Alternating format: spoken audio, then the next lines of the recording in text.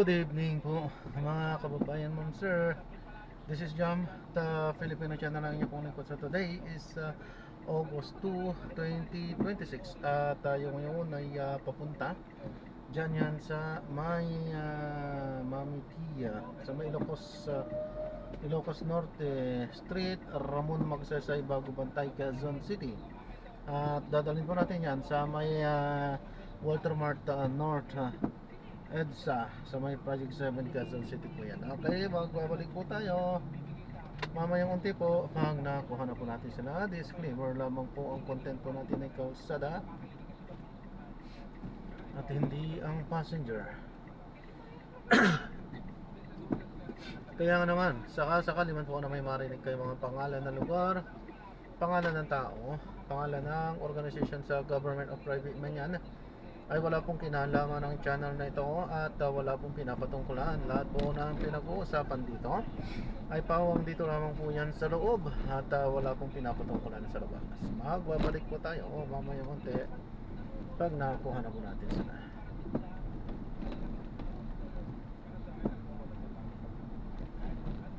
Kain, basta gutom na gutom ka. Siyempre naman, masarap na. Hindi na makakap. Ay, pagsitlog, ano ba yan? Iba pa yun? Palabok ninyo. Okay, yun. Kaya sarap ang kainan natin yun. Mayroon din sikat na ito, nagkasakto ka, may message lang ni Sir Julian. May sikat na palubukan dyan sa ilalim ng tulay ng Quezon Boulevard, Quezon Bridge, sa may Quinta Market. Oo, yung pinipilahan, di ba? Oo, maraming, actually, yung may kilala dyan, yung Dadas Palabok yata yun. Jolly Dada. Oo. Jolly Dada. Tapos, pag pumunta ka doon, yung ilalim ng tulay na yun na parang palengke, puro karinderya, puro palabok yung tinitinda nila. Yung sinasabi mo na may tinta ng puset na hinahalo. Oo. Kumain kami doon. Kumain kami doon. Tapos, kala ko yun yung nagpa-viral. Oo. Yung katabi pala. Yung Jolly Dada. Marami kasing lalapit sa iyo. Sir, ito po yung palabok, sir. Ano gusto niyo? Doon, tsaka maraming tao na doon. Parang Oo. doon. Sabi ko, doon na tayo, pareho lang naman siguro yan. Oo. Yun. Okay sana sa akin, yan ang hindi ko lang gusto sa kanila, yung may tinta ng puset. Hindi ko Ayaw ka na sanay. may tinda ng pusit. Kahit sabi ko sa mga yung mga nagtitinda dyan sa Quinta Market, ay kanya-kanya tayo ng preference. Pero ako mahilig ako sa palabok. Pero yung masarap yung palabok nila, kasi aasiman ako dun sa sa tinta ng puset. Ako nalalansahan ako eh. Oo. Kahit na Pero masarap yung kasi meron silang chicharon nilalagay doon, yung chicharon bituka. Yun. Yung pampa-high blood, yun yung masarap doon. Tapos yung noodles nila, masarap din. Ito. Ano naman, ang yun nga talaga yung sa tinta ng pusit. Natatalo ako dun sa lansa eh. Ibig sabihin kahit na adobo yun. Ang isa sa mga target kong makainan na palabok, yung dito sa ilalim ng Divisoria Mall. Sa ilalim ng Divisoria Mall. Meron din daw dyan na sikat na tindahan ng palabok dyan. Pero sa akin talagang the best pa rin yung pancit malabon. May mga tindahan na maliliit doon na nagtitinda ng pancit malabon. Masarap. Talagang ibang klase. At saka, merong isang sikat na tindahan ngayon, pagka sinabing may birthday, may padespedida, sikat na in-orderan. Yung palabok nila, meron silang sa kanila na uso yung spaghetti na pinapakanipis na hotdog kung alam mo yun. Di ba? Yung pichi-pichi, may mga barbecue. Tapos yung palabok nila, ay hindi mo napigaan ng kalamansi, maasim na. Bakit? May parang hinahalo na, hindi panis Oo. hindi panis. Yung palabok nila, parang may taglay ng asim ng kalamansi. Kaya pag kinain mo siya, parang na siya, package nila. Tsaka yung spaghetti nila kakaiba, no? Parang sa tindahan, sa kanto-kanto yung spaghetti nila, di ba? Ayun, parang yung kulay. Pero wala yung sinasabi mo parang wala pa rin ihigit dun sa spaghetti, palabok, at mga pansit na nakalagay lang sa plastic labo. Tapos wala kang plato, bubutasin mo lang yung dulo. Ganun ba yun? Tapos kakainin mo, sisip-sipin mo siya. Oo. Oo. Kasi gutom na gutom ka na. Di ba kahit anong kinakain na dahil gutom na gutom ka na eh. Tapos ang sarap talaga. So mas magiging masarap lalo sa'yo kapag gutom ka na yung spaghetti gawa lang sa ketchup. Oo, nasubukan ko na yun. Yung spaghetti ketchup. Oo, spaghetti ketchup. Yung pulang-pulang-pula. Tapos may hotdog, di ba? Oo. Sarap nun, sarap yun. Gusto ko yun. Kasi matamis alaalat konti, di ba?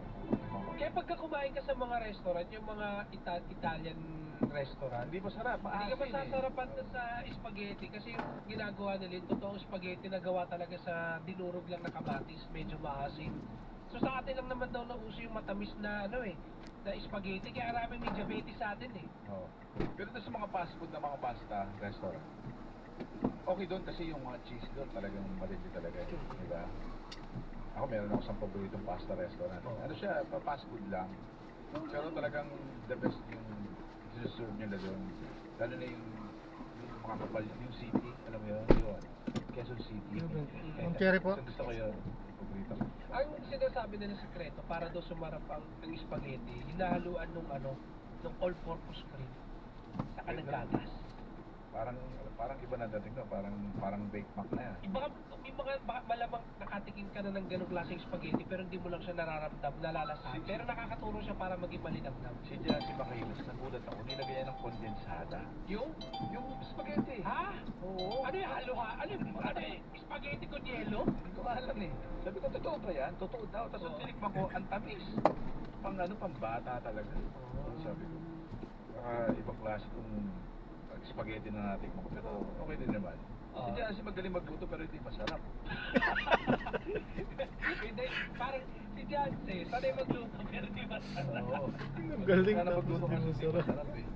Well, mga kapuso, yan po talaga yung pag-uusapan natin ngayon tungkol po sa spaghetti at malabon. Ano po yung komento sa session? Saan po masarap po pininamalabon? Mag-text po kayo. Hindi, pero lang.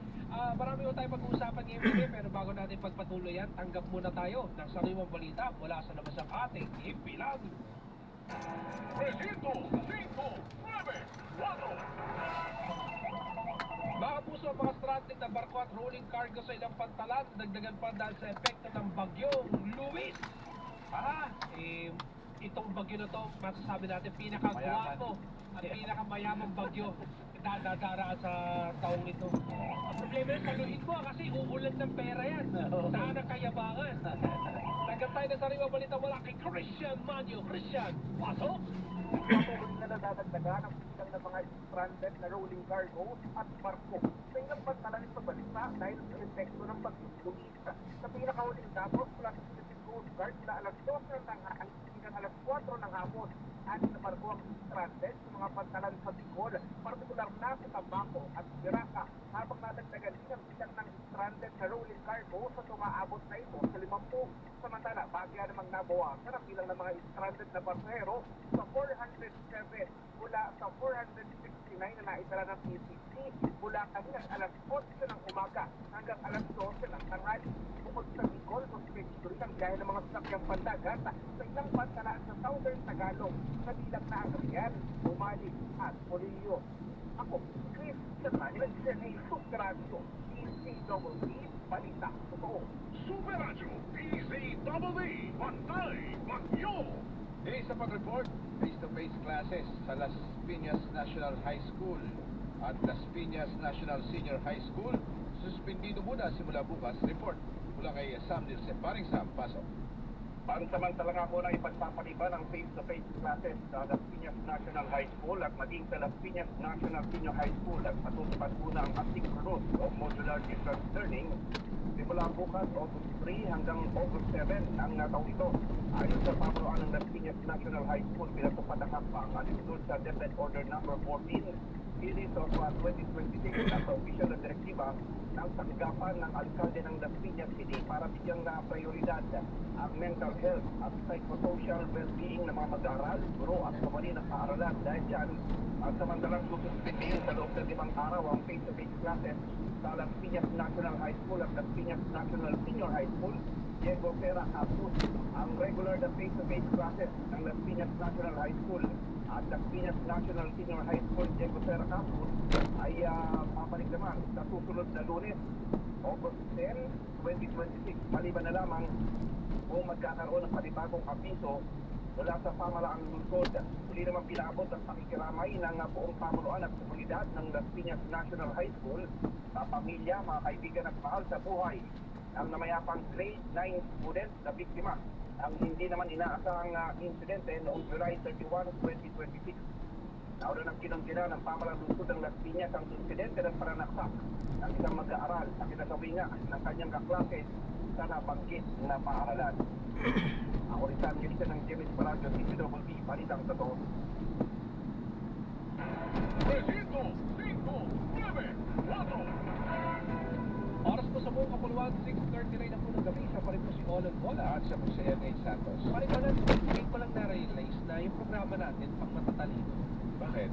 alam mo ba na may nakikinig sa atin ngayon mga manunulat at mga profesor? Hindi nga totoo yan. Oo, nakikinig sa atin ngayon at ito pinapakita sa akin ni profesor, yung pinakamagaling na profesor sa Cavite, si Jeffrey Lubang. Pinakita niya sa akin yung pagkakaiba nung pansit duglog. Yung pansit duglog pala, binabalot siya sa dahon ng saging. Okay. Ito, pinakita niya sa akin yung itsurang ito. Masarap daw ito, lalo na dito sa may Tansak, sa may Cavite. Cavite. Oo, sikat na sikat daw talaga itong itsura niya, oh. Nakabalot siya sa... Dahon Parang ng saging. niluluglog siya, kaya ang pansit duglog yung tawag. At alam mo ba parang Olan, bukod kay Professor Jeffrey Lubang, yung nakikinig din sa atin ngayon, si Professor Eros Atalla. Doon sa kabila. Ano, isa sa mga magaling na manunulat. Manunulat, oh. Alam mo Sir Eros, nag-enjoy ako dun sa interview niyo sa The Kulpal. Akala ko aamin ka na ikaw si Babco. Walang umaamin sa kanila eh. Tatlong writer, parang Olan yung inimbitahan doon. Alam mo yung meme ni Spider-Man, yung nagtuturuan sila ng tatlo. Parang gano'n yung nangyari dito eh. Si Professor Joey, Jose de la Cruz, at tapos Sir Joey, si Eros Atalla, saka yung isa, sila pinaghihinalaan si Bob Ong. So walang umaamin kung sino yung naging si Bob Ong. At eto parin ko lang, at bago natin pagpatuloy, napakahalaga nito. Binabati po ni Rick McDon, yung kanyang hindi mura pero sobrang mahal na asawa. Kasi kami, nanonood siya sa atin ngayon. Ang sabi nga, Siguro may kasalanan siguro to si Rick McDonald, no? May atraso siguro to. Nagbinabati si Snake, di ba? Hindi mo ba nalata? Ay, binabati niya si Parang kahapon si Rolando na mukhang nagagalit sa kanya yung magulang niya. Binati niya na happy anniversary. Diba? Alam mo lahat mo nagpapabati sa atin, medyo nagiging negative yung ano ba? Parang Lloyd, ingat sa biyahe ha? Alam mo ba parang, kung may pansit duglog, natikman mo na may pansit naglag. Naglag kami. Nalaglag siya sa hip. Ay, yung panis de pansit, alam mo mo na yun. Di ba? Ano ba Yung yun? hindi mo na-erect tapos nakain mo. Mahal. Yung medyo matulas tapos maasim. Ay, nakatigil na ako. Oo, panis de pansit. Kala ko ganun lang yung ano lang, may sauce lang. Oo. Ano lang, pagdating. Pero, marami na nauusong pansit ngayon. Dati ang usong pansit bihon lang eh. Tapos ang nauuso ngayon, nagte-trending din ngayon, yung mga pansit kabagan. Diba? Masarap yun, nakaano kami nun sa Isabela. Meron din dito ngayon sa may Sampaloc, may mga nagtitinda rin na mga ganyan. Tapos dito sa may Ibardula sa street, meron din dito yung pansit patil patong. Oo, yun. Yan yung mga, ang noodles daw niyan galing pang Cagayan, Isabela. Tapos sa halip ng mga karning baboy, ang nilalagay dyan karne ng kalabaw. Kalabaw talaga yun. Tapos may atay, may itlog, tapos mayroong pasabaw. Yung sabaw niya, lasang sabaw ng lomi. Totoo yun. Dati Nagulat ako dun nag-request ako na sabi, pwede po ba humingi pa ng extrang sabaw? Yung pala kaya pala hindi ka bibigyan ng extrang sabaw. Kasi yung sabaw pala na ibibigay sa'yo doon, special lang yun dun sa order mo. Kasi yung pinagkisahan ng pansit mo, lalagyan nila ng itlog, lalagyan ng tubig. Dahil nga may lasa yun, yun yung parang nagiging sabaw na lasang lomi. Oo. Kaya yung isang order mo, isang serving lang ng sabaw. Tsaka maraming sibuyas na binibigay. Ayun, sibuyas. Kaya nung nagmahal ang sibuyas dati, nagtipid sila eh. Hindi, totoo yun. Oo. Yan. Ayan. Naku, ano mo ba pag-uusapan natin? Ito, Hindi mo tama-tama. pansit laglag, hindi pansit luglog. Oo. Kundi pansit na maaaring malaglag. Yan, paring Olan. Ano Ah, pag-uusapan natin, paring Ito po may kinalaman doon sa pag-aari. Kasi, Ay, usapang ari-arian pala to. oo, parang gano'n, oo. Dahil, meron ditong PWD sa, dito sa Quezon City, ang pinagtulungan ng dalawang lalaki. Oh, galit na galit itong dalawang lalaki Bakit nito. ginagawa ng ari-arian? Hindi kasi nagpakita daw ng ari ito sa isang minor de edad. Ano? Oo. At nagalit kasi kapag-anak tatay ata yung isa sa mga nambugbog dito. Pinalo, nakita sa CCTV o kinuna ng video. So, nakita yon. At alam ko na arresto to itong PWD na ito. Okay. At nakakulong ngayon at nasampan natin ng kaso. Kasi sa viral video, para bang lumalabas ginulpi lang itong ginulpi lang itong PWD. Kasi May nag-trending yung dahilan video pala. yan eh. May nag-trending talaga yan. Doon unang lumabas yung balitang yan. May dahilan pala kung bakit siya sinaktan ng mga lalaki. Kaya yun minsan parang ulan yung dapat nating titimbangin muna natin pag nakakapanood tayo ng mga video sa social media, yung mga nagka-trending. Ano ba minsan yung kwento sa likod yan? Baka yung nakikita lang natin yung gustong ipakita ng isang tao na hindi yung buong kwento. So, mamaya alamin ho natin dito, though wala namang buong tama doon sa ginawa na yon at wala din naman tama doon sa sinasabing akusasyon, alamin ho natin ano ba dapat yung mga maging hakbang natin kapag may mga ganitong insidente. Kasi sinasabing nagpakita ng ari ay isang may kapansanang tao. Ayun nga. So ito ba yung posibleng mapanagot sa ilalim ng ating batas? Sabi nga ni Rick, usapang ari tayo ngayon. Dapat nakasama natin dito yung mga abogado eh. Saka yung ari ng tundo. Di ba di ba may kanta yung hari ng tundo? Oo. Kaso yung kapangpangan na yung kumanta. Oo. Yung ari ng tundo. Dahil sa mga, yung kadalasan sa mga salita nila, walang age. Ay, so. Tapos ito paring ulan, usapang ari-arian din. Dahil ang NBI po, kamakailan ay meron po silang na-arrestong isang peking doktor. Okay. Ito pong doktor na ito ay nag-aalok po ng operasyon na tinatawag na penile enlargement surgery. Magpapalaki ng... Ito po yung operasyon na nagpapalaki po ng ari ng isang lalaki. Ngayon, ang problema ko dito mga kapuso, ay ito po ay hindi lisensyado. Marapat mas malaman natin paring ulan, ano ba yung panganib dito para sa ating lahat, lalo na sa mga kababayan natin na nagnanais po na maging isang machete, Ano? na Bakit si Machete? Ewan ka, di ba pag sinabi machete, parang mag-isig matipuno. Symbol, Machete. O di sige, pwede ka na. Kung gusto nyo maging malaolan bola, oh, Baka Luisito Santos, mga ganun. pwede. O sige, kayo na lang. Kung gusto nyo talaga, mamaya malaman nun natin ay kung ano ba yung mga dapat na pag-ingat. Ito po mga kapuso, huwag nyo mamasabay. Dito po ay pag-iingat lang naman. At ano ba yung paalala ng mga otoridad para hindi tayo mabiktima. Kasi di ba parang ko alam kung nanonood kayo ng KMJS, ang dami may mga na-feature na silang storya doon na mga sinubukan yung penile enlargement surgery at nagpa-opera sila doon sa hindi lisensyado, tapos nagpaturok ng mga petroleum jelly, mga hindi naman talaga dapat na naangkop ng mga sangkap o gamit sa operasyon. Pero pa dyan yung... Lumalala, Alam mo yung nagkakaroon ng infeksyon. Yung sa roll-on ng deodorant. Minsan ganun daw yung ginagamit yan eh. Talaga? Oo, para na ano. Nasubukan mo yan? Hindi, kikwento sa akin. Ganyan din yung kwento mo. Ganyan yung kwento mo dati, may nahuli ng traffic enforcement sa Maynila, kwento lang din sa'yo yun eh. Ano? Sabi ko. So, akala mo dati pwede mag-left turn tapos nahuli. So mga kapuso, yan po yung pag-uusapan natin ngayong gabi at tutok na po, bago kayo bibitiw, hawakan nyo na po ang lahat ng pwede nyo hawakan dahil magbabalik po ang Presinto 594 makalipas ang ilang paalala. Oras po, subukan kabuluhan! 6:46 po ng gabi. Labanan ng fake news. Dapat totoo! Presinto 594 GMA Super Radio DZBB Balitang Totoo.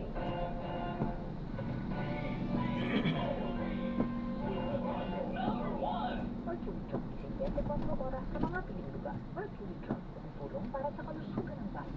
Para sa iba pang impormasyon ng kanilang serbisyo, bisitahin ang website www.mercurydrug.com.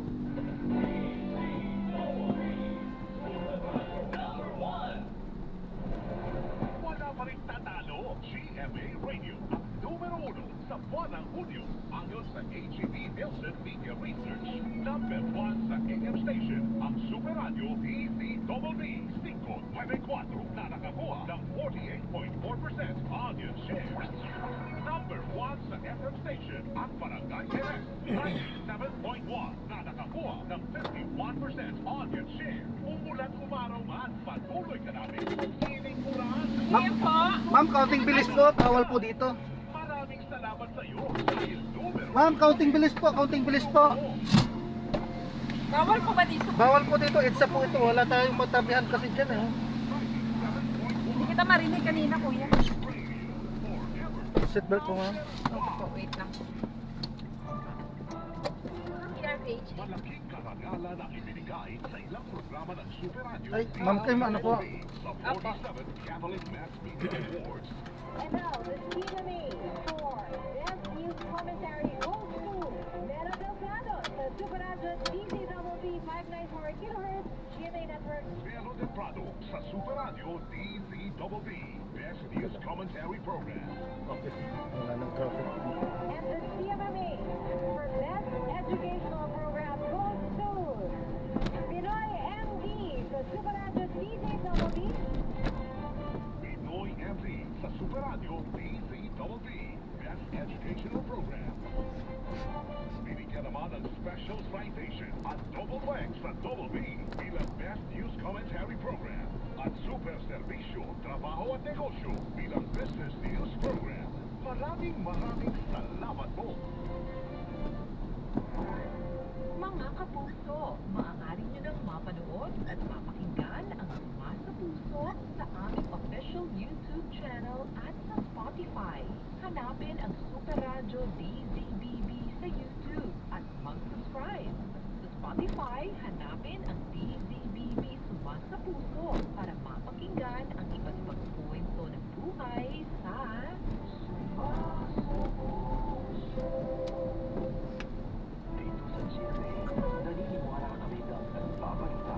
Dapat walang kinisinan, walang mga interes na pinoprotektahan, walang pinapangalagaan, kundi kapakanan ng sambayanan at katotohanan. Balitang walang bahid, walang labis, walang kulay.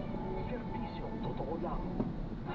Taus-puso po ang aming pasasalamat sa muling pagkilala ng People Management Association of the Philippines sa Super Radio DZBB sa 13th Makatao Awards for Media Excellence. Ginawaran ng special citation ang Super Radio DZBB bilang station of Kaya the na-adjust po ba ito? Kinilang naman si Opo. Joel Ganun. Wilson. Kasi masyado masakit sa likod. Sorry po.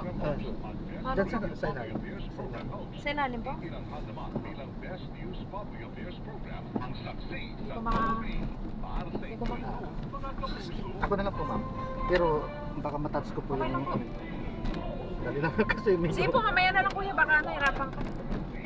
Medyo mas Yan. ano lang po sa Pero likod. yung ano nyo po, yung ito para iliyan, andyan po sa may gilid na po. Baka mamaya magkamali ako ng upo. Hindi, yun, isa lang po yan. Ito po ba? Hindi, sa gilid ng upuan po. Sa gilid ng upo. I-ano nyo po, no? Iangat ito. Iangat muna, tapos dahan-dahan na itulak lang po ito. Dahan-dahan lang. Gaganon po. Ganun, paangat po siya. Teka lang, hindi ko maha. Wait lang. Isa lang po yan, may Oo nga, may- basta makakapanyo po yan. Investigation po no sa pangunguna po ng Kasi medyo masakit sa likod. Fraud and Financial Crime Division ay nagkaroon po sila ng Gilid na operasyon gilid. po sa ating sa Yung gilid ng upuan po Oo, mismo. yung kanilang nahuli. Basta magmusimula kayo sa top, pababa, masasalat na po yun. Yan. Enlargement surgery. Ito po yung Pwede po, operasyon kung saan ihika nyo pa po para Nagugulat makatulog ako. po kayo, ma'am. Okay na po yan. Sige pa po. Okay na po yan. Kanina kasi medyo masakit lang sa likod.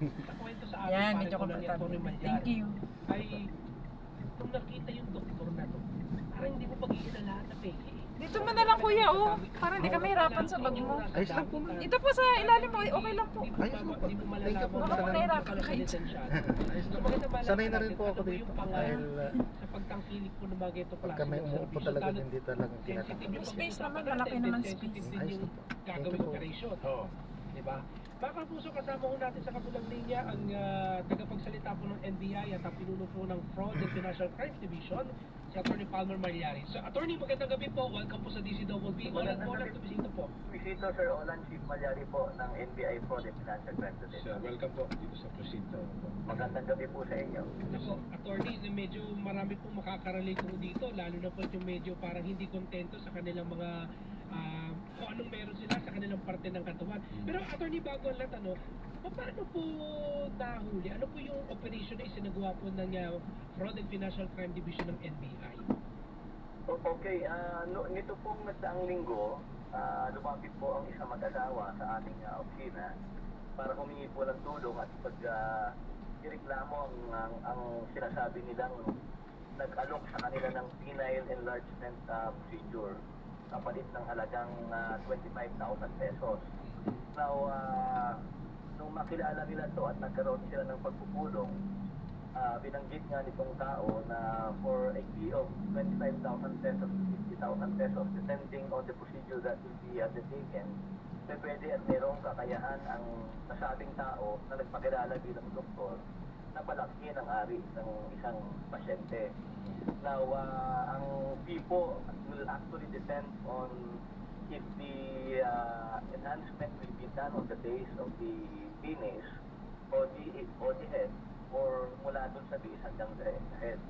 So, ang patient po, ang ating victim, sinabi niya na yung base lang daw. So, ang naturang nagpakilalang doktor ay nagdemand ng 25,000 pesos para isagawa ang procedure. Sinabi niya na meron daw siyang i-inject doon sa ari ng ating pasyente. Pagkatapos ay bibigyan ng gamot dahil eventually mamamaga ito at magkakaroon ng konting mga reaction. Kaya mag-prescribe din siya ng antibiotics at gamot para sa sakit. Now, nag-demand ng 2,000 pesos itong nagsabing nagpakilalang doktor as a down payment at ang balanse na 23,000 pesos ay ibibigay pagkatapos ng procedure. So, ang ating mag-asawang victim nagbigay ng 2,000 pesos na down payment. At nang tanongin nila kung saan gagawin ang procedure, nagsabi ang naturang nagpakilalang doktor na gagawin sa isang hotel sa Parañaque City. So, inaakala kasi nila that dahil doktor itong subject, nagagawin ang procedure in a clinic or in a hospital. Pero nagulat sila, bakit gagawin ang procedure sa isang hotel? So, dito, nagduda na sila. Bagamat hindi na nila makuha ang kanilang iginaw na 2,000 pesos. So, after the meeting with the person who introduced himself as a doctor, nag-research sila at dahil dito ay nagpasya sila na huwag ituloy ang procedure pagkos ay pumunta sa NBI para i-report ang naturang insidente. Ang NBI naman po sa ating Fraud and Financial Crime Division went on to conduct record check and a verification with the Professional Regulations Commission kung ang nasabing tao ay isang lisensyadong doktor o medical practitioner at napatunayan po yung certification na hindi po ito doktor, kaya naman po naghanda ang ating mga operatiba ng isang intrapid operation. Sir, at sinabi ba sir kung ano yung mga procedure na ina-offer nitong suspect sir? Opo, ang specialization po nitong nagpakilalang doktor ay talagang sexual enhancement penile enlargement, yung boob enhancement, meron din po dun sa ari ng babae, pwede daw niyang gawa ng procedure para kung ano man po ang request ng ating pasyente. Nagko-conduct din po siya ng liposuction, ng mostly enhancement po ang ino-offer niya. Kaya naman po hindi po talaga nagduda ang ating mga victim complainant dahil nga po base lang doon sa pananalita ng ating suspect sa kayang kanyang aura at itsura, hindi mo talaga pagdududahan na hindi siya doktor sapagkat mayroon talaga siyang kakayahang ipaliwanag ang procedure in its technical means. Kaya sino mang makakausap niya at makakakita sa kanya ay makakupit niya talaga na siya ay isang licensed na doktor o medical professional. Nagduda sila sir nung sinabi na sa isang hotel lang gagawin. Ganon. Opo. Ang kanilang expectations kasi sa clinic o sa ospital, pero nag-insist ang suspect na gawin ito sa isang hotel room sa Parañaque.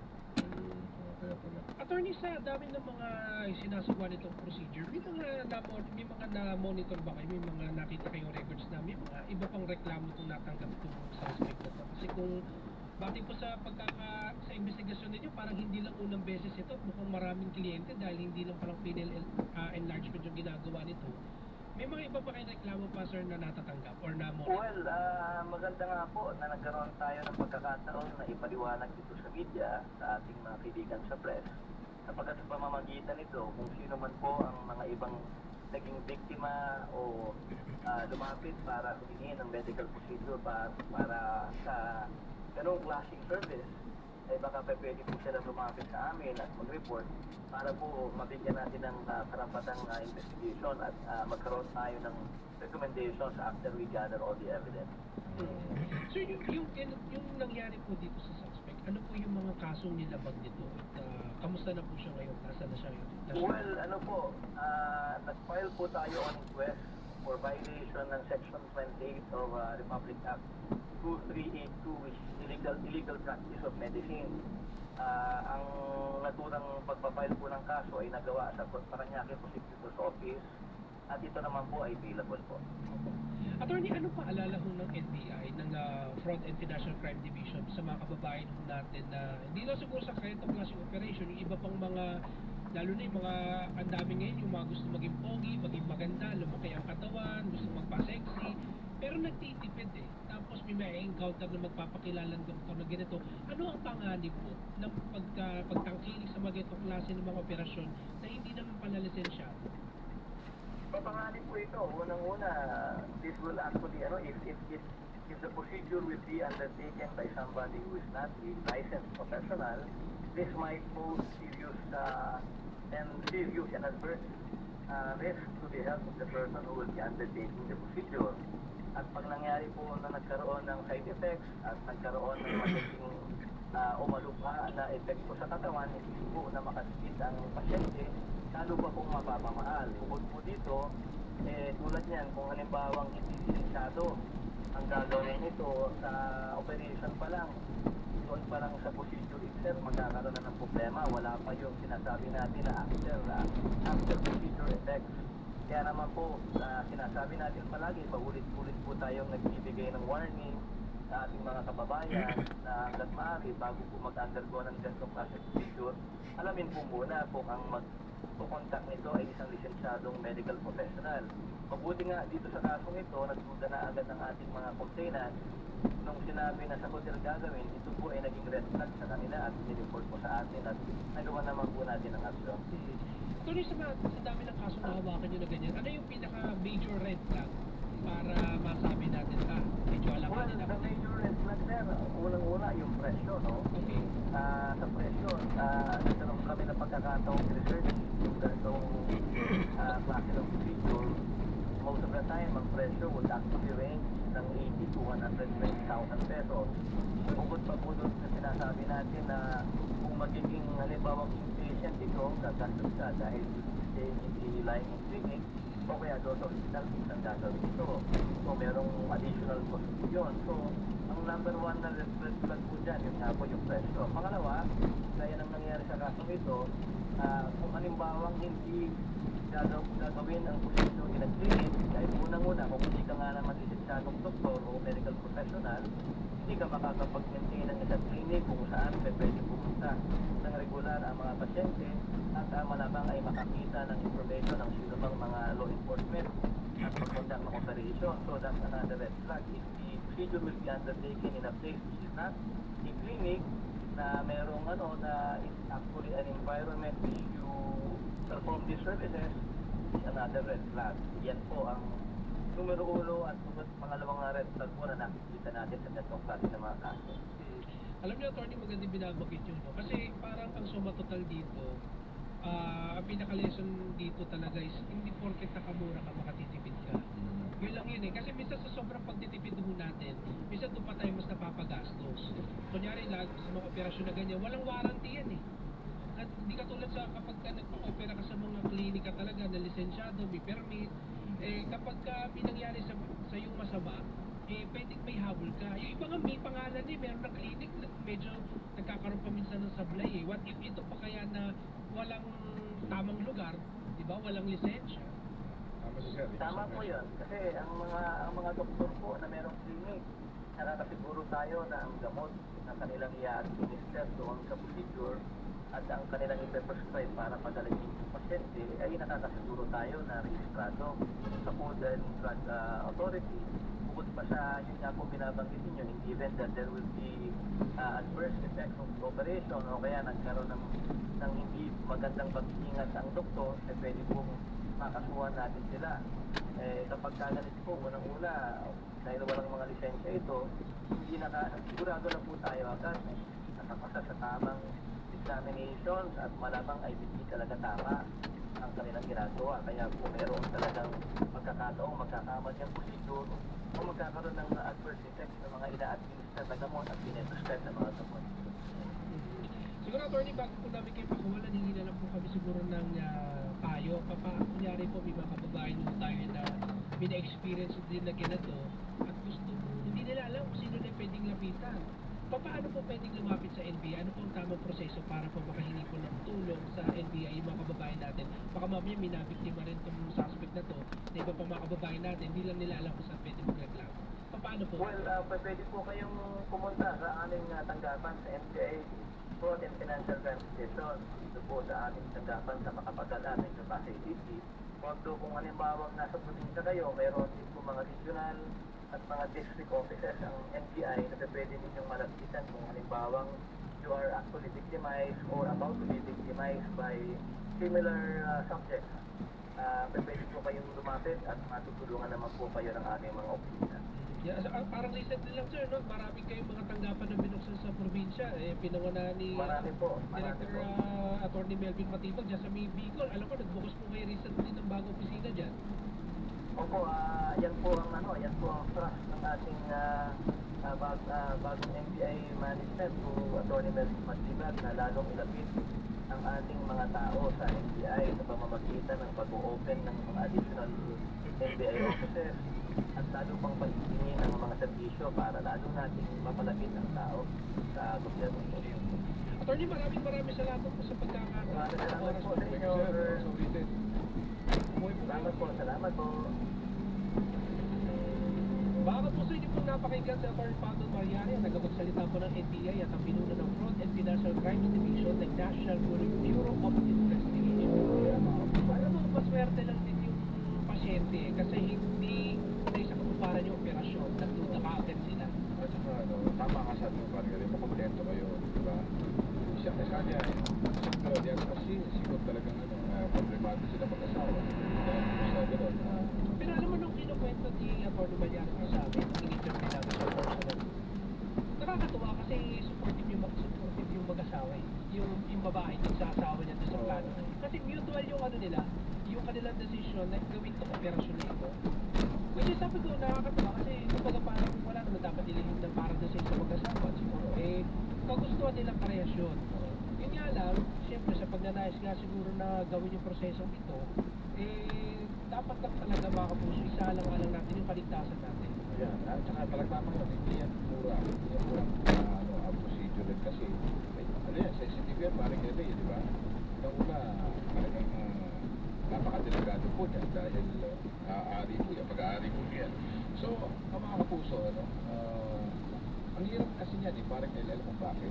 Walang exercise, walang inom na gagawin, walang gamot na inumin para lumakiyan o naman magdagdagan ng kumbaga ganyan na yan So talagang ang kailangan dadang ka talaga sa isang operasyon, procedure para yan ay madagdagan o lumaki ng gusto mo, di ba parang Kumbaga ito parang ulan ang dalawa yung aral lang dito. Yung kanina nabanggit ko na hindi sa lahat ng pagkakataon yung pagtitipid makamumura ka. At hindi porket nakakamura kayo makakatipid ka. Pero alam mo, at pangalawa, sabi nga dito sa isang ano natin, sabi niya sa nagko-comment sa atin, nag-message sa text connect. Magtiwala ka lang sa sarili mo. Kumbaga, huwag kang magiging insecure kasi hindi naman dyan nasusukat ng pagiging isang tunay na lalaki. Hindi ito yung matatanda sa may matatanda sa amin na nagpapayo pero gusto mo bang yan madagdagan ang size agad mo sa langka mo pero parang ilang araw lang naman yun pag mabalik na ulit sa dati at least madagdagan ang size diba? Pag maipit mo sa pinto nadagdagan ang size malay mo permanente na diba? Ilang naman nakakatawag niya kasi dito parang kapag na-infection yan diba baka mamaya sinasabi nila yan lang yung minsan kaligayahan masaya-saya tapos biglang yan pa yung magiging sani ng kalungkutan mo diba? Pero yun lang mga kapuso sana natutunan kayo sa pag-uusap ito ang lesson lang dito maging kontento tayo kung ano yung binigay sa atin ng Panginoon paano kayo sasabi ko sa pagpatangos ng ilong tama naman hindi ko rin pagpatangos sa mga ilong sa mga lisensyado halimbawa man, marami kang pera may gusto kang ipagalaw sa iyong katawan sabihin natin yung pag-aari anong gagawin mo sa kanya? Sana ka nakilala ko na kagad pero una pa sana nagpabawas ako hindi nagpabawas ako ng taba laki ko na taba-taba ako ikaw paring wala ko nakilala mo kagad yung doktor na yun babalikat ko Paano tayo? Inlex pa tayo, ma'am? yung tigyawat na lalagyan Hindi na na. hindi pa matanggal ka ng tigyawat Hindi na. Inlex na. ito ang minsan tekno natin tumapak na ng bunso kasi may lalaki doon oo Okay, pwede ano, sabi nga nila, So, ibig sabihin, diligan mo yung punso. napaparto pa tayo. Oo. Wag mo na sabihin tabi-tabi po Maparto? no, para kahit paano ma-offend siya, para magalit. Nagalit ako, sige, dahil dyan, gaganti ako, palalakihin ko lahat ang pwedeng palakihin sa'yo. Eh, Ito mayabang po isa yung lumaki yung competition sa fair. Mayabang, hindi ba? Kasi pag ikaw, malaki na ulo mo, Mas mayabang. malapit dyan. Mga kapuso, ano po inyong komento, reaction at question dito sa ating naging talakay ngayong gabi? Mag-text Yan po ang kayo ano namin. Yan lang ang ano 0917-594-5941. Pwede rin po kayong komento sa Kapag aming YouTube siyempre chat, ayaw sa nyo, aming wala kami Facebook magagawa page, doon. Super Radio DCWB Pero yung competition kasi dyan, 594 dyan ginagawa. Babalik ko kami, makalipas sa ilang paalala. Oras po sa Parañaque City. 7 minuto na po makalipas sa alas 7 ng gabi. Labanan ng fake news. Dapat, totoo. Presento 5, 9, 4. Super Radio DZWB. Balitang totoo.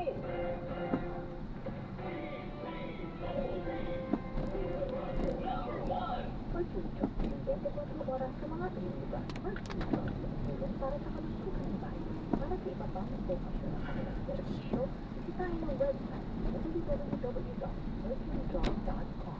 Puso ang pasasalamat namin sa inyo, mga kapuso, para sa inyong ating love and support. Sa first half ng 2026, siya ay rin ang may na kapantawa. Ang kasalamat ng 150 stations nationwide. Dahil sa inyo, number 1 tayo sa working sa buong Pilipinas. About 1/6 out of the top 30 programs na pinapit ay kapuso shows. Sa online, CMA Network ang number 1 media company in the world sa tubular leaderboard with over 7.5 million video views on Facebook, Instagram, TikTok, and YouTube. Tayo rin ang media network sa bansa na may highest total engagement with over 462 million total engagements sa Facebook, TikTok, at YouTube. Thank you rin sa inyong patuloy na pag-ibig sa radyo.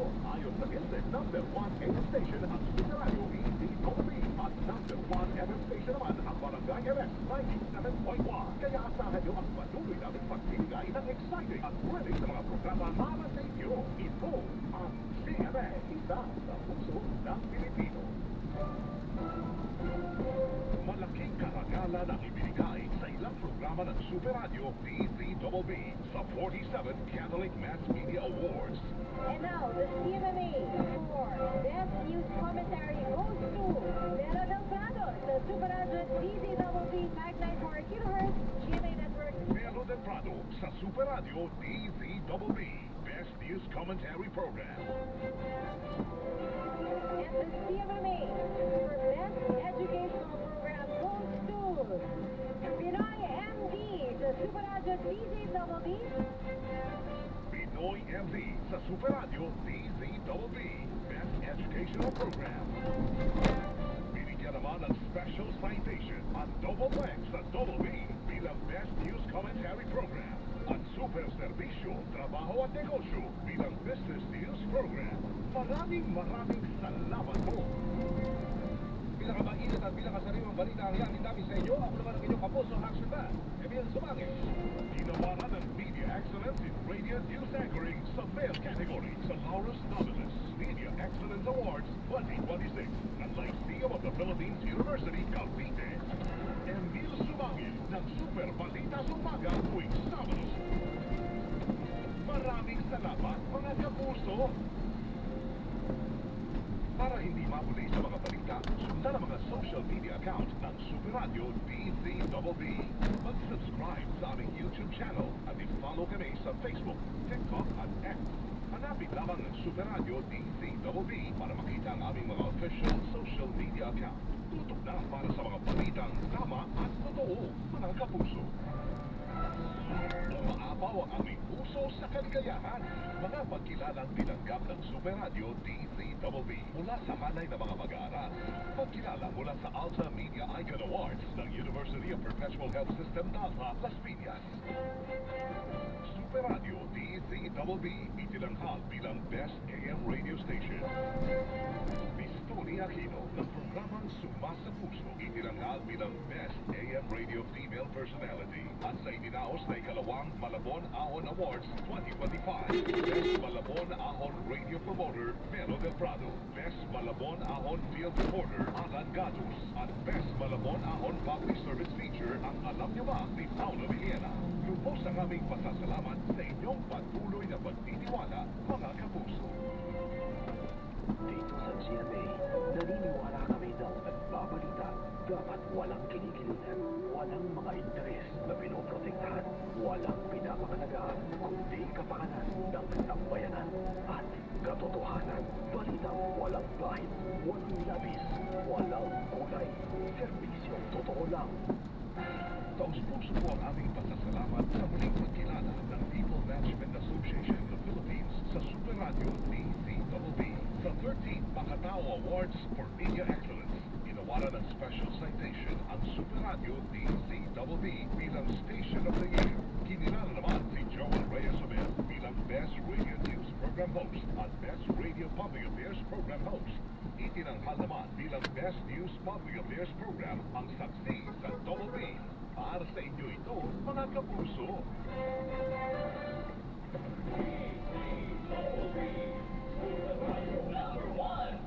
Super Radio DZBB. Balitang tama, balitang totoo. Regito 594.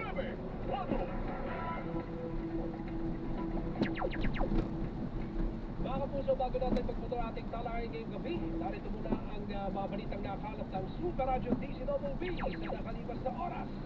Narito na po ang Presinto 594 News Bullet para po sa araw ng Linggo, August 2026. Pinakamahanging bagyo, Bagyong Luis. Patuloy na kumikilos pahilagang kanluran habang nasa Philippine Sea. Babala ng bagyo bilang isa, nakataas pa rin sa 4 na lugar sa Luzon. Philippine Coast Guard naka-full alert na kaugnay sa posibleng epekto ng Bagyong Luis at may bagyong may international name na Dolphin. Ganda ng pangalan. Mahigit sa 70 pisong kabuang refund o solid bayad ng Meralco Gasolina sa muna lahat tayo. ng mga customer. Ipinagputos ng Energy Regulatory Commission ang Meralco tatalima sa kautosan ng ERC. Buong suporta sa pamilya ng estudyanteng sinaksak at napatay sa Las Piñas National High School, tiniyak ng Department of Education. Lisensya ng driver ng pick-up na nakasagasa sa isang bata sa parking area, sinuspinde ng Land Transportation Office. At albularyo na nagbebenta ng agimat sa General Trias Cavite, inaresto ng PNP, CIDG dahil sa pag-iingat ng mga hindi lisensyadong armas. Ibang klase po.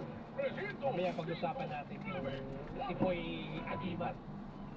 Speaking of Agimat, ha? Agimat. Nakapagpiyansa si Agimat. Oo, totoo. Si dating Senador Pina. Ito paring Olan. Mga puso, alam natin ang daloy ng traffic sa buong Metro Manila sa pamamagitan po ni Tess Ignacio ng MMD Metro Base. Magandang gabi sa iyo, Ma'am Tess. Yes, magandang gabi po sa ating mga tuturista sa salukuyang bumabaybay dito sa mahaba ng EDSA. Sa may southbound lane, pagmula dyan sa may Balintawak, may bahagyang kapagalan po hanggang makarating dyan sa may Balintawak Market. After ng Balintawak Market, tuloy-tuloy na po ang kaluwagan hanggang makarating dito sa may Quezon Avenue. Magkakaroon ng bahagyang kapagalan pagdating dito sa pinagkas ng Ortigas patungo dyan sa may Joe Boulevard. After ng Joe Boulevard, tuloy-tuloy na po muli ang kaluwagan at may bahagyang kapagalan pagsatin dito sa may approach ng Buendia. After naman ng Buendia, tuloy-tuloy na po muli ang kaluwagan patungo dyan sa may Magallanes. May bahagyang kapagalan lamang pagsatin dito sa may approach ng Prada. Patungo dyan. 1.5 ang later tayo receive, ha? Ano talang sa Bilang Panig sa may northbound lane, approach ng FB Harrison patungong South Avenue. May kapagalan pa rin ang daring sakyan. Tuloy-tuloy naman na po ang kaluwagan after dyan sa may South Avenue. May bahagyang kapagalan. 1.5 unleaded tayo receive. Unleaded 1.5. Yan. Pag-traffic ng Palayaan, tuloy-tuloy na po ang kaluwagan hanggang makarating ng Pioneer. At may kapagalan po pag-traffic dito sa approach ng Vilayan, patungong dyan sa may White Gate. Pero after ng White Gate, may kaluwagan na po ang dating sakyan. Ulit pabagal yan pag-traffic dito sa approach ng Quezon, patungong dyan sa may Nepak Lumad. After na Nepak Lumad, na natin din may kaluwagan po ang dating sakyan. At may kapagalan dyan kapagalan pag-traffic dito. Para makita ang aming mga official social media account. Tutok na para sa mga balitang tama at totoo, mga kapuso. Muling kinilala sa Philippine Heart Association India Awards ang programang Pinoy MD sa Super Radio DZBB. Natanggap ni Connie Season ang Hall of Fame Award. Ang Pinoy MD sa Super Radio DZBB DZWB naman ang pinaragalan sa program category. Tinanggap naman ni Bagay Quadra ang parangal para sa behind-the-scene category. Maraming salamat po sa pagpapahalaga sa aming serbisyo, mga kapuso.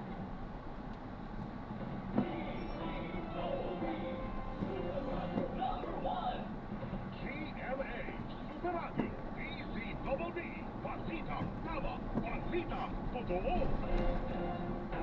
Presinto 594. Mga kapuso, makilawak sa Sagip Dugtong Buhay Bloodletting Project ng GMA Kapuso Foundation. Gaganapin po sa August 8, araw ng Sabado sa Eric Commonwealth, Quezon City. Umpisa na siya ng umaga hanggang 8 ng gabi. Pwede kang maging blood donor kung ikaw ay 18 to 60 years old, may timbang na hindi bababa sa 110 pounds or 50 kilos, nasa mabuting kalusugan, sa mga 16 to 17 years old, kailangan pa itulot ng inyong magulang. Para sa karagdagang katanungan, tumawag po sa GMA Kapuso Foundation sa mga numerong 8928-4299, 8982-777, local 9904 mula Lunes hanggang Biyernes, alas 9 ng umaga hanggang alas 5 ng hapon. Presinto 594. Mga kapuso, 7:41 na po ng gabi, siya pa rin po si Olan Bola. Siya po si L.A. Santos. Eto paring Olan, at sabi ni Sir Julian, may mga polis na naniniwala sa anting-anting at agimat, pero depende daw kasi yan. Siyempre, kung daw siya tatanungin, meron din naman siya, sariling version yan. At wala naman daw masama talaga kung maniniwala ka sa anting-anting. Basta hindi naman nakaka-apekto siguro to sa trabaho mo, hindi ka nagiging masamang tao, hindi ka nagiging bastos, hindi ka nagiging masama, wala namang problema. Pero kapag meron ka ng kung anumang pag-aari o meron kang gamit na meron ka, nagtatagli ka, tapos nakaka-apekto na siya sa personalidad mo at sa tingin mo hindi na talaga siya nakatutulong, siguro yun yung dapat na wag mo nang itago. Totoo yan. Diba? Kaya minsan yung mga pampaswerte na ganyan, walang naniniwala minsan, lalo na ibang Kristiyano, yung ibang may ibang pinaniniwala, walang problema ho dyan. Yung mga naniniwala, okay lang din. Sa tingin ninyo, yan yung nagpapaswerte sa inyo. Pero, sana, wag pong makaka-apekto yan sa pagkatao ninyo, di ba? Wag lang kayong tatapak ng pagkatao ng kung sino. Totoo yan. Basta mahalaga kung anong meron kayo, dapat makatulong yung sa pagiging mas mabuting tao ninyo. Yes. Yun lang naman yun. Amen! Amen. Magsitayo po ang lahat. Nasa kamay at lahat tayo. Alright. Mga kapuso, nasa linya na po natin ang Station Commander ng QCPD Station 10. Ito po ay may kaugnayan sa pambubugbog ng dalawang lalaki sa isang PWD na nang bastos umano sa isang babaeng grade 3 pupil. Ang hepe po ng Station 10 si Police Lieutenant Colonel Aljun Benista. Sir, welcome po sa Presidente 4, LA po at Olan. Magandang gabi po, sir. Tagapakinig ng DZWB. Yes sir, kasi nag-viral po ito na ang pinapakita yung pangbubugbog dito sa isang PWD umano at dalawang lalaki, pinalo pa nga siya nakita po sa isang footage. Alam mo sir, nung napanood ko, parang nakakaawa talaga na lalaki kasi isipin mo, dalawa na pinagtutulungan isang lalaki. At alam mo na, sa video makikita mo hindi nalalaban pero talagang hinataw ko Iyak na Colonel, ano ba yung kwento sa likod ng viral video? Ano po yung totoo? Magandang gabi po again. Una sa lahat, yung barangay na ng Immaculate, may dinala kasi sa amin na suspect. Nang umaga na yon. Pero prior that, hindi pa kasi viral yung video, so hindi namin talaga alam kung ano talaga yung totoong nangyari. So, in-arrest namin yung suspect kasi may alleged na minulit niya daw yung batang babae. Okay po. And later on, siguro mga hapon, may pumunta sa amin na kapamilya nung nabugbog o yung suspect. So nagrereklamo siya kasi merong viral na video. So sakto naman yung mga nagbubugbog pala is yung mga yung tatay at saka yung viewin nung bata. So nung sakto naman since na may reklamo, inaresto na din namin yung dalawa. Yung dalawa. And nung tinanong namin kung bakit nagawa nila yun, sabi nung tatay, bugso daw ng damdamin nila kasi siyempre yung anak niya ay namolestan itong itong mentally challenged na suspect. Okay, so mentally challenged Parang pala ganun to. po. Opo. Sir, anong nangyayari? Sige po, tuloy lang po. Kaya po namin nalamang mentally challenged siya kasi yung kapamilya niya nung pumunta Sana po doon, may may poste. pinakita ko talagang parang diagnosis ng isang psychiatrist. Okay. So positive po na talagang may diferensya po sa pag-iisip. Bunso yung Sir, pa yung ano baka nangyari dito? makalimutan Dahil mo. nga po, may diferensya sa pag-iisip, tuloy pa rin po ba yung kaso o paano po nangyari? Yes po sir, actually na na namin yan na sampanaw sa kanya yung kaso niya. And nag-aantay lang ho kami ng resolution kung ano yung pasya ng kanya. Sir, paano naman yung dalawang pinakita po dahil hindi naman yun rin yung tatay at inuhin. Ano po nangyari? Same din ho sir, na-inquest din ho namin yan. And nag-aantay din ko kami ng resolution, baka bukas o meron. Pati Drop na natin sila. So, grabe traffic.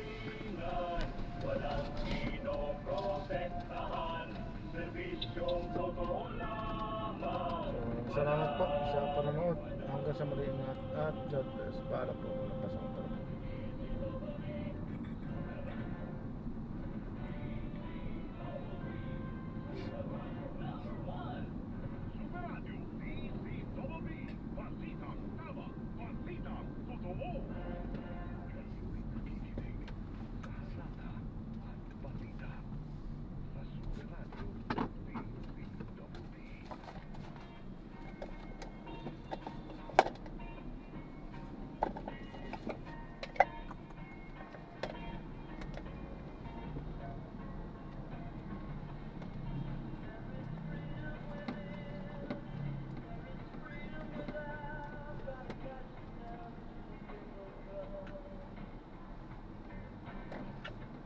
Ayun.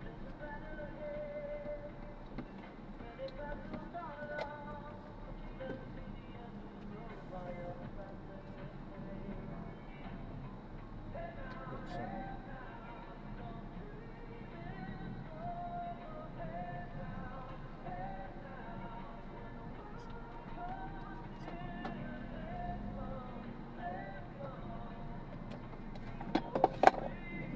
Patay tayo dyan.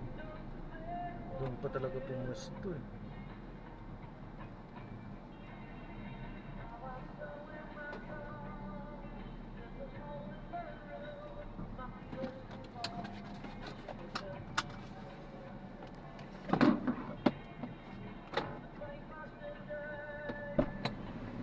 Ay, nako.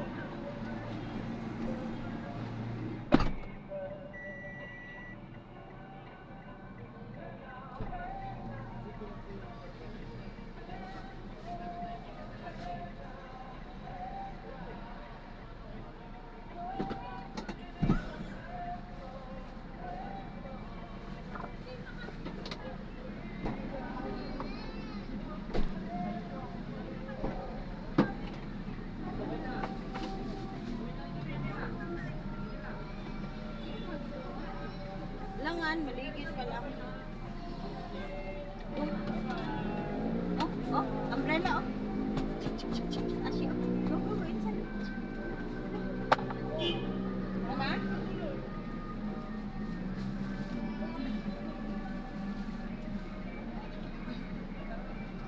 Tubangan ka. Mga bili na. Bili. Ay na.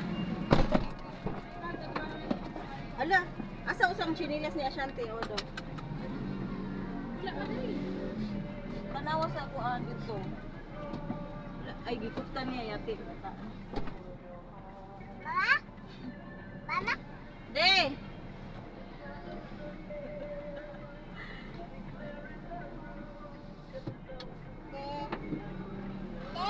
Mama, uy.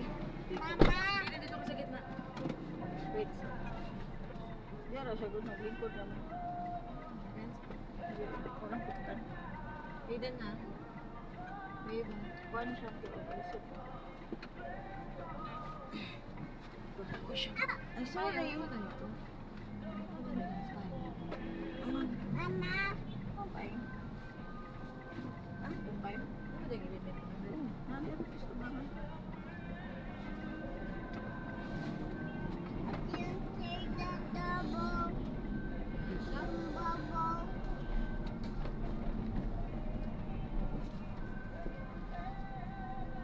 Ay, na-open yan na.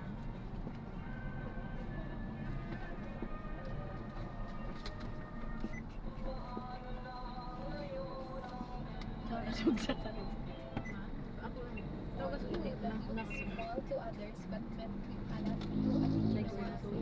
parang binaligtad ko lang ka nung last time. So, ito yun.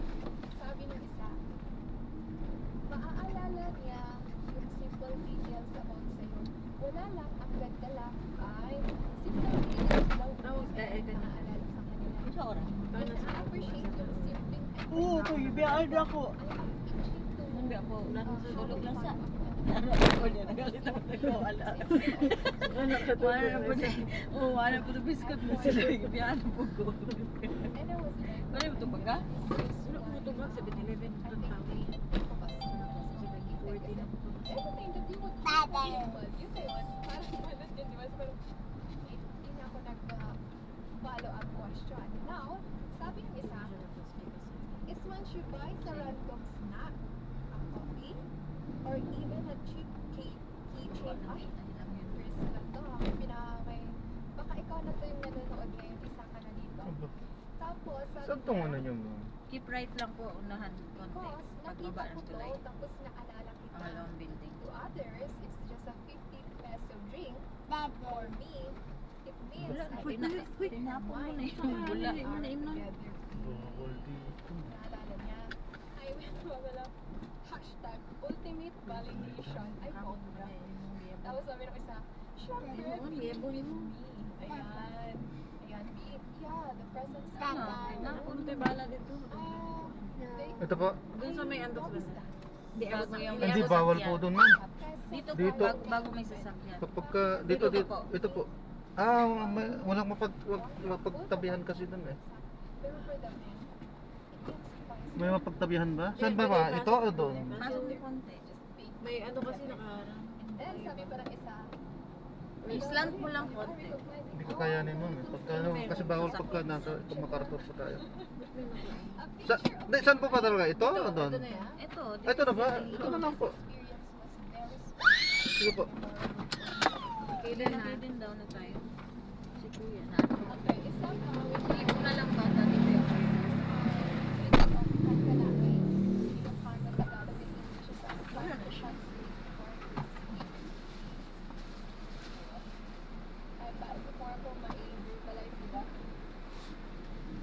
wala kang naiwan doon kay Den? Saan yung tayong?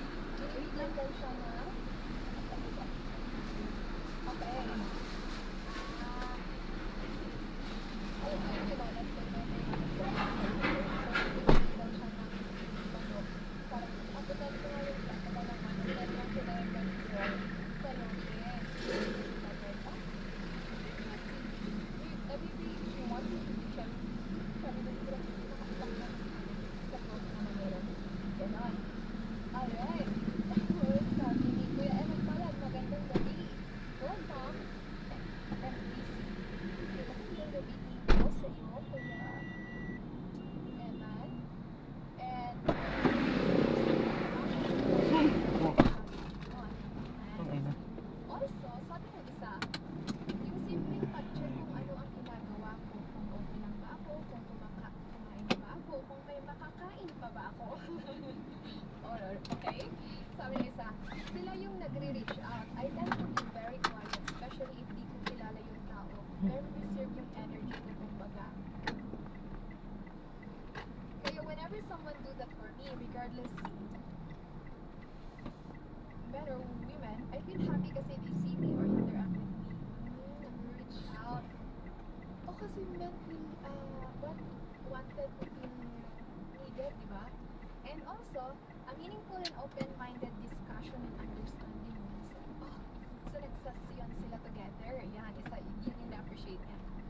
Yung naglilibre ng pagkain, sabi, yes, hindi naman lalaki lang dapat ang naglilibre, di ba?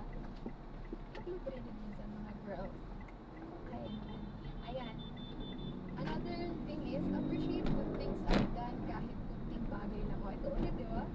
Bagay na. Sige nga, men, in the comment section, what are those kunting bagay and Saan to? Ako na rin napigilan nila, no? And And another viewer said, when it comes to having crushes, it's respect. I had to confess to a girl that I was having an eye on. This particular crush listened to my confession, and her response surprised me. When she thanked me for telling her about that, even though in the end we just see each other as friends. So, parang yung just by the fact na hindi man type ni girl pero nag-thank you sa kanya, maayos yung pagka-reject. Ayan. And then, next is, kapag may nakita di maayos sa damit ko or bukod ko ay inaayos. Okay? Pati yung kapag holding hands. So yun na siguro yung mga small things naman. I can really say that even small things naman sa akin. And then, she defended me when I wasn't around. Wow! Uy, that's unique ah. She defended me when I wasn't around. Okay? Yes. Parang respeto din yun, no? And then, next, pag-care siguro yung magbibigay ng merienda kapag nagtatrabaho. I think this is an answer from a married man already. Okay. Sabi ng isa naman is, siguro yung genuinely expresses niya yung appreciation niya sa ginagawa ko or what I am as a person.